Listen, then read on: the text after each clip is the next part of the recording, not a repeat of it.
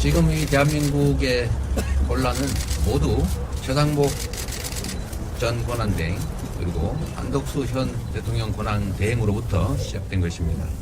대한민국의 최고규범 헌법은 모든 국민이 지켜야 하고 그 중에서도 헌정질서 수호 책임이 있는 공직자, 그 중에서도 최고위직 공직자인 대통령 권한대행이 가장 우선적으로 지켜야 될 책무입니다. 대통령이 취임 선서를 할 때도 헌법을 준수하고 라는 것이 가장 먼저 나옵니다. 헌법을 준수하지 않으면 헌법 질서가 파괴되면 대한민국 공동체가 파괴됩니다. 헌법 위반은 매우 중차대한 사안입니다.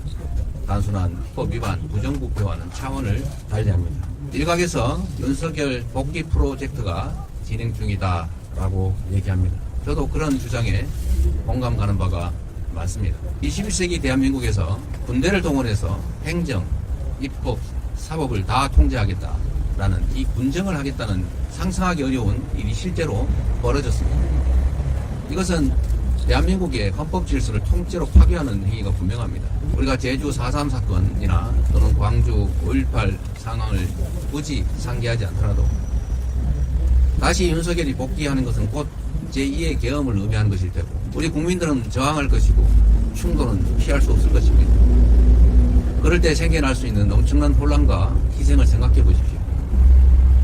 광주라고 한 지역이 고립되어 있을 때 생기는 그 피해와 대한민국 수도 서울을 포함한 대한민국 전역이 군사계엄에 노출되고 국민들이 저항할 때 생겨나는 그 엄청난 혼란 그리고 엄청난 유혈 사태를 대체 어떻게 감당할 수 있겠습니까? 경제는 다음 문제입니다.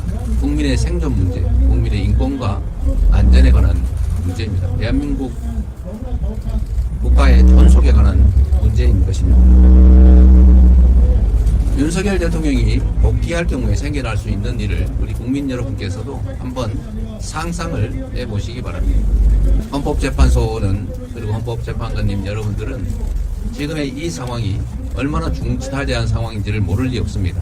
그리고 본인들에게 주어진 헌법상의 책무, 역사적 책무, 국민이 부여한 책무를 잊지 마시기 바랍니다.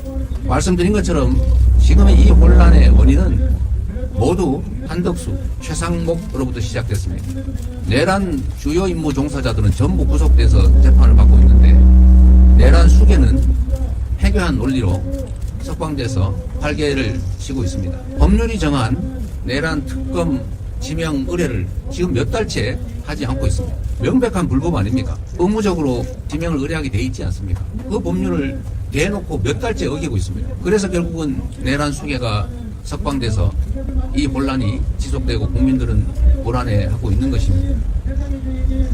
또 한 가지 국회가 정식 의결해서 지명한 헌법재판관을 골라서 마음에 드는 사람은 임명하고 마음에 안 드는 사람은 임명 안 하는 것은 결국 국회 헌법 구성 권한을 침해한 것 아닙니까? 명백하게 정면으로 헌법을 위반한 것입니다. 심지어 헌법재판소가 명확하게 판결했습니다. 임명하지 않는 것은 위헌이다. 헌법재판소법에 위헌 판결이 나면 그 취지에 따라 처분하여야 한다라고 하는 의무조항까지 있습니다. 그런데 이것을 또 어기고 있습니다. 최상목이 어겼고 지금 한덕수 대행도 어기고 있습니다. 그래서 이 혼란이 생기고 있지 않습니까? 헌법에 도전하는 것을 넘어서서 헌법을 위반하고 헌정 질서를 통째로 파괴하고 대한민국을 국민을 불안하게 만들고 있습니다.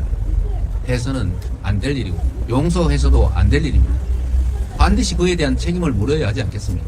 이런 중대한 헌법 위반 행위에 대해서 책임을 묻지 않는다면 이 상태를 계속 방치한다면 앞으로 누가 법률을 규범을 지키겠습니까? 헌법재판소도 이런 상황에서 할 수 있는 헌법이 부여한 권한을 행사해야 합니다. 헌법재판관을 임명하지 않는 것이 위헌이다. 그에 따른 처분의 의무가 있다고 하면 그걸 헌법기관이 불이행하고 있을 때 당연히 그 보완 권한을 행사해야 되지 않습니까? 헌법재판소의 신속한 결단을 다시 한번 부탁드립니다.